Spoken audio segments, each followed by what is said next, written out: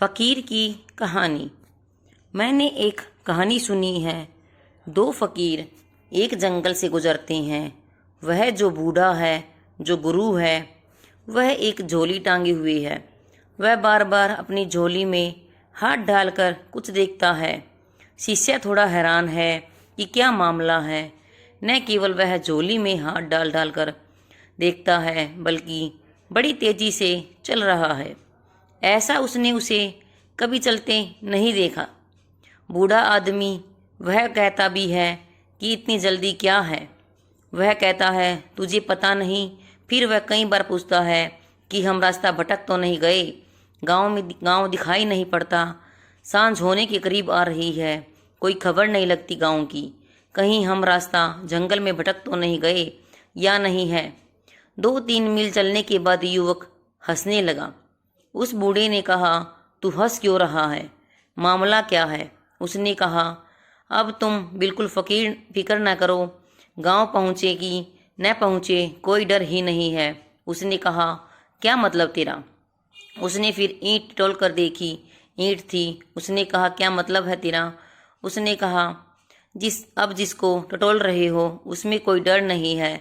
तब उसने घबराकर ईंट बाहर निकाल कर देखी। वह पत्थर है, लेकिन इस 3-4 मील वह इस पत्थर को ही सीने से ईंट समझ रहा और परेशान रहा। तब वह भी हंसने लगा। उसने वह ईंट किनारे फेंक दी। उसने कहा, अब फ़कीर छोड़ इसी वृक्ष के नीचे रात विश्राम करें। अब कोई झंझट ही न रहा। तुम जिस ईंट को लिए चल रहे हो झोले में, वह फरीद को दिखाई पड़ती है कि अभागे हो, पत्थर की ईंट ढो रहे हो, पर तुमने सोने की समझी है। तुम परछन हो, तुम बड़े संलग्न हो उसको बचाने में। फरीद पहचान गया कि ईंट पत्थर की है। उसने पत्थर की ईंट तो नीचे डाल दी है, सोने की ईंट अभी नहीं मिली। इसलिए वह कहता है, रातें बहुत लंबी हो गई है, हड्डी से दर्द उठ रहा है, जन्मों जन्मों की पीड़ा है चलने की। झोले को टांगे टांगे कंधा भी थक गया है और आज सब व्यर्थ हो गया। अचानक एक संक्रमण की बेला आ गई है। एक जीवन समाप्त हुआ, दूसरा अभी शुरू नहीं हुआ।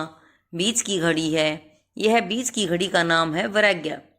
और जो वैराग्य के द्वार से गुजरा, वही परमात्मा के राग को उपलब्ध होता है।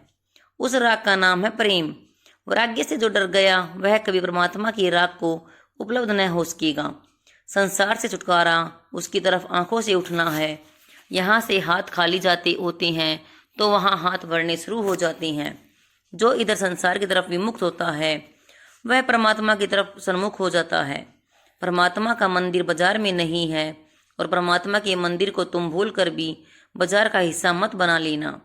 यह तो हो सकता है कि परमात्मा की मंदिर में ही सब बाजार हो, लेकिन परमात्मा का मंदिर बाजार में नहीं हो सकता। यह तो हो सकता है कि तुम्हारी दुकान भी मंदिर का हिस्सा हो जाए, लेकिन यह कभी नहीं हो सकता कि उसका मंदिर तुम्हारी दुकान का हिस्सा हो जाए।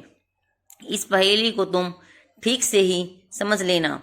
यह तो हो सकता है कि दुकान पर बैठे बैठे भी तुम्हारे लिए प्रार्थना और पूजा का आविर्भाव हो जाए। ग्राहक में ही तुम्हें राम दिखाई पड़ने लगे, दुकान ही तुम्हारी तत्परचर्या हो जाए। यह हो सकता है, लेकिन मंदिर दुकान नहीं हो सकता। लेकिन अब तुम्हारी चेष्टा यह रही कि मंदिर दुकान हो जाए। तुमने परमात्मा को भी संसार का अंग बना लेना चाहा, इसलिए तुम वंचित हो। इससे जागो, संसार को भर आंख देख लो। ठीक से देखते ही तुम पहचान जाओगे कि वहाँ कुछ भी नहीं है।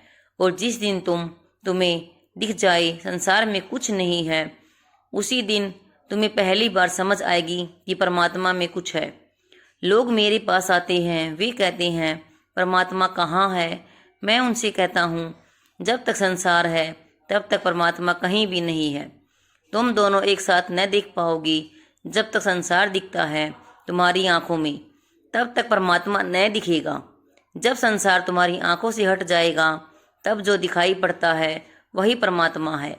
आंख पर एक धुंध है, संसार के राग की, लोभ की। उस धुंध को काटना है। एक जाली है, उस जाली को काटना है, और उसके भीतर प्रेम का अविभाव संभावित है। फरीद कहते हैं, अभागे हैं वे जो व्यर्थ की आशा में जी रहे हैं। मेरी आशा टूट गई, मैं निराश हूँ, रात लंबी है, अंधेरी है फिर भी डर नहीं है, क्योंकि अंधेरी रात के बाद सुबह का आगमन है। वह युवक बड़े परेशान है। वह कहता है, आपको मैंने कभी चिंतित नहीं देखा। क्या जंगल और क्या गांव, फकीर के लिए क्या फर्क पड़ता है। लेकिन आज कुछ बात अलग है। अतः वे एक कुएं पर रुके। सूरज ढल गया। पानी पीने के लिए सदा बूढ़ा अपने झोले को उतार कर रख देता था, पानी पी लेता था, मुंह धो लेता था। आज उसने झोला युवक को दिया और कहा, संभाल कर रख। युवक ने कहा, जरूर झोले में ही कोई उपद्रव है। उसने झोले के भीतर हाथ डाला, देखा कि एक सोने की ईंट है, तो वह समझ गया आज बूढ़े की परेशानी क्या है। उसने सोने की ईंट को निकाल कर डाल दी कुएं में और एक पत्थर उसी वजन का उठाकर रख दिया अंदर। जब बूढ़ा हाथ मुंह धोकर तैयार हो गया, उसने जल्दी से झोला लिया, टटोल कर झोले के ऊपर से देखा कि ईंट है या नहीं। कंधे पर टांग ली और दोनों चल पड़ी। फिर वह पूछने लगा कि रात उतरती आ रही है, गांव का पता नहीं चलता, दिए तक दिखाई नहीं पड़ते, कहीं पास है क्या गांव। धन्यवाद।